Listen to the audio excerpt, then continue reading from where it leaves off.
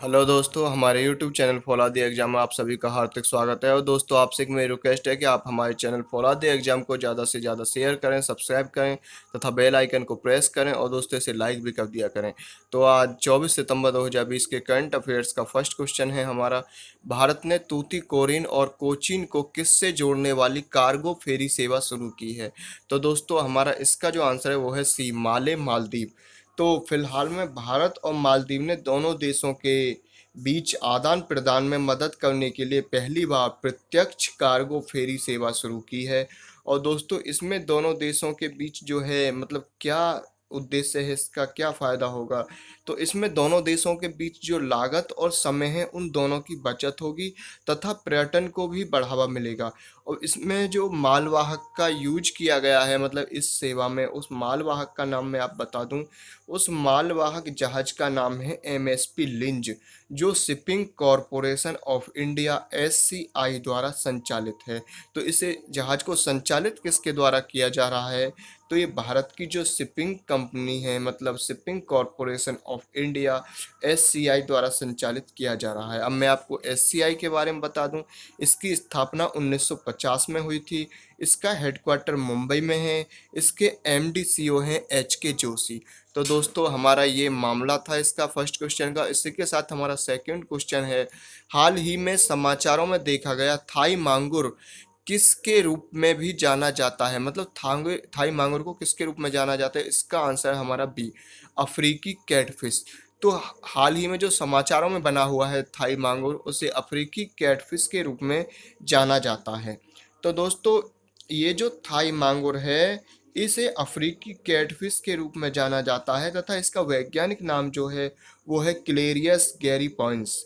और दोस्तों, इसे मतलब निवेश की जो कम लागत और उच्च प्रतिफल लाभ के कारण जो कुछ मछली किसान हैं वो इसकी खेती करते हैं। अब इसे अवैध क्यों किया गया है? मतलब इसकी खेती को, अफ्रीकी कैटफिश की खेती को अवैध किया गया है क्योंकि यह मछली मांसाहारी है, जो मैंने इसका नाम बताया था अफ्रीकी कैटफिश, और मांस पर फीड करती है। यह जल निकायों को प्रदूषित करती है, इसलिए इसे प्रतिबंधित किया गया है। तो दोस्तों, इसी के साथ हमारा नेक्स्ट थर्ड नंबर का क्वेश्चन है, प्रधानमंत्री अन्नदाता आय संरक्षण अधिनियम पीएम आशा के संबंध में निम्नलिखित कथनों पर विचार करें। तो दोस्तों, इसमें पूछा है उपयुक्त कथनों में से कौन सा गलत है। ध्यान से देखो, इसमें गलत पूछ रहा है। तो दोस्तों, इसमें सेकंड वाला गलत है जबकि फर्स्ट और थर्ड हमारे सही हैं।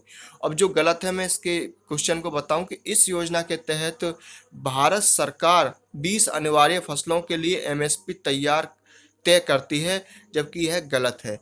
इस योजना के तहत भारत सरकार केवल 20 अनिवार्य फसलों के लिए एमएसपी तय करती है, ये सही है। अब दोस्तों, फर्स्ट वाला क्वेश्चन हमारा जो ऑप्शन है ये सही है। देखो, यह किसानों को न्यूनतम समर्थन मूल्य एमएसपी सुनिश्चित करने के लिए एक संरक्षण योजना है, ये सही है। सेकंड वाला मैंने आपको बता ही दिया ऑप्शन, ये गलत है जबकि। और थर्ड वाला क्या है जो सही है? यह कृषि और किसान कल्याण मंत्रालय के अधीन है। तो ये भी हमारा सही है, ये कृषि और कल्याण मंत्रालय के अधीन है। तो दोस्तों, इसी के साथ हमारा जो नेक्स्ट फोर्थ नंबर का क्वेश्चन है वो है, भारतीय तटरक्षक बल ने निम्नलिखित में से किस चक्रवात प्रभाव को कम करने के लिए पूर्व व्यापी और सक्रिय सुझाव पेश किए हैं? तो दोस्तों, हमारा जो इसका आंसर है वो है डी, अम्फान। तो भारतीय तटरक्षक बल ने जो अम्फान चक्रवात था उसके कम करने के लिए पूर्व व्यापी और सक्रिय सुझाव पेश किए हैं। तो दोस्तों, भारतीय कोस्ट गार्ड मतलब इंडियन कोस्ट गार्ड जो है, भारतीय तटरक्षक बल ने निसर्ग के साथ साथ अम्फान चक्रवात के प्रभाव को कम करने के लिए पूर्वव्यापी और सक्रिय सुझाव पेश किए। यह चक्रवात बहुत ही शक्तिशाली और विनाशकारी चक्रवात था। यह श्रीलंका के कोलंबो से 300 किलोमीटर पूर्व में निम्न दबाव वाले क्षेत्र में उत्पन्न हुआ और भारत में यह मुख्य रूप से पश्चिम बंगाल तथा मई में 2020 में बांग्लादेश में भी काफ़ी क्षति पहुंचाई। यह अरब सागर में उत्पन्न होकर उत्तर की ओर चला गया। और दोस्तों, 1891 के बाद जून 2020 में महाराष्ट्र पर हमला करने वाला सबसे शक्तिशाली तूफान था। इसी के साथ हमारा नेक्स्ट फिफ्थ नंबर का क्वेश्चन है, घर तक फाइबर योजना का शुभारंभ निम्नलिखित में से किस राज्य में किया गया है? तो इसका आंसर है हमारा बी, मतलब घर तक फाइबर योजना का जो शुभारंभ किया गया है वो बिहार राज्य में शुरू किया गया है। अब दोस्तों, बिहार इस योजना का शुभारंभ जो है वो बिहार में भारत के जो प्रधानमंत्री हैं हमारे नरेंद्र मोदी, उनके द्वारा बिहार में किया गया है। और इस योजना को दूरसंचार विभाग, इलेक्ट्रॉनिक्स और सूचना प्रौद्योगिकी मंत्रालय और कॉमन सर्विस सेंटर सीएससी के संयुक्त प्रयासों द्वारा किया गया है। यह राज्य के 45,945 गांवों को जोड़ेगा और इससे बिहार राज्य के जो जो दूरसंचार है वहां के कोने कोने तक डिजिटल क्रांति सक्षम होगी। इसी के साथ देश के करीब 6 लाख गांव मात्र 1,000 दिनों में ऑप्टिकल फाइबर ब्रॉडबैंड के माध्यम से जुड़ जाएंगे। तो दोस्तों इसका ये था, घर तक फाइबर योजना बिहार में शुरू की गई। इसी के साथ हमारा नेक्स्ट 6 नंबर का क्वेश्चन है, अंतर्राष्ट्रीय शांति दिवस 2020 का विषय क्या है? तो दोस्तों इसका विषय है हमारा, इसका आंसर सी है, शेपिंग पीस टुगेदर। तो अंतर्राष्ट्रीय शांति दिवस 2020 का विषय, थीम क्या है इसकी? Shaping peace together. तो दोस्तों अंतर्राष्ट्रीय शांति दिवस जो हम मनाते हैं प्रतिवर्ष, वो कब मनाते हैं? तो वो मनाते हैं 21 सितंबर को।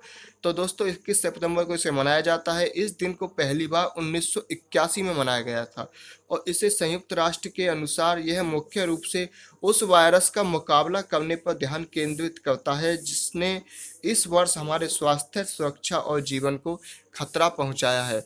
तो दोस्तों यह थीम बहुत ही इंपॉर्टेंट है कि अंतर्राष्ट्रीय शांति दिवस 2020 की थीम क्या है, ये पूछ लेता है क्वेश्चन में। तो इसकी थीम है शेपिंग पीस टुगेदर।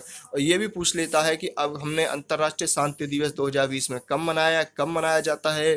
तो ये मनाया था हमने 17 सितंबर को। तो दोस्तों सॉरी दोस्तों 21 सितंबर को। इसी के साथ हमारा नेक्स्ट 7th नंबर का क्वेश्चन है, हाल ही में समाचारों में देखा गया नंदन कानन जूलॉजिकल पार्क निम्नलिखित में से किस राज्य में स्थित है? तो इसका आंसर है हमारा ए, उड़ीसा। तो जो फिलहाल में समाचारों में जो चल रहा है यह उड़ीसा के भुवनेश्वर में स्थित है।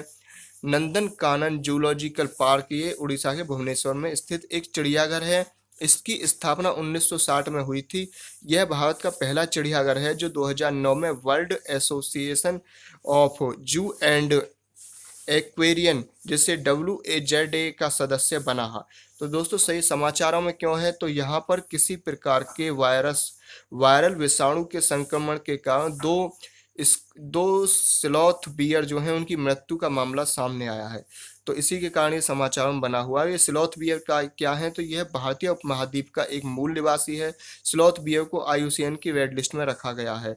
IUCN है international union for conservation of nature. इसकी स्थापना 1964 में हुई थी। इसका हेडक्वार्टर यूनाइटेड किंगडम में।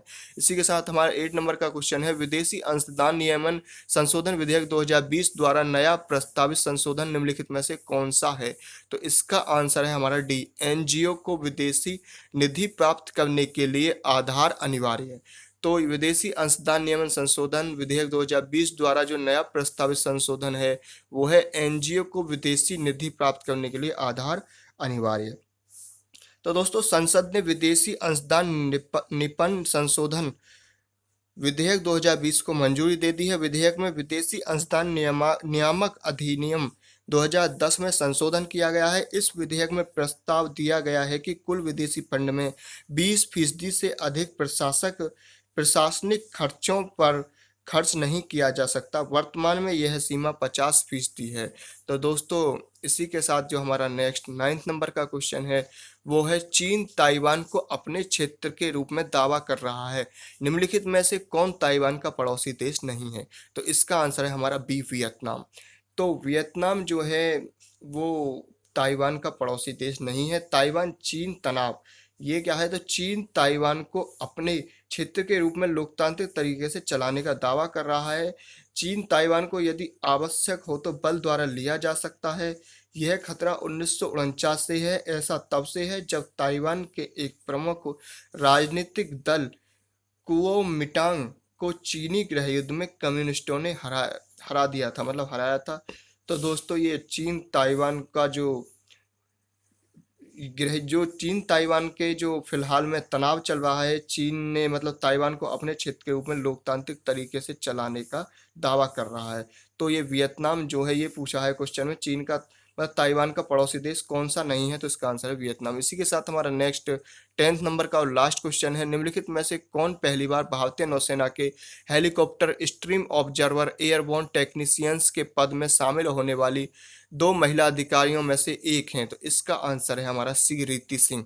तो रीति सिंह को अभी फिलहाल ही में भारतीय नौसेना के helicopter stream observer airborne technicians के पद में शामिल किया गया है। तो ये 2 महिला थीं, मैं आपको इनके बारे में अभी बताऊँगा।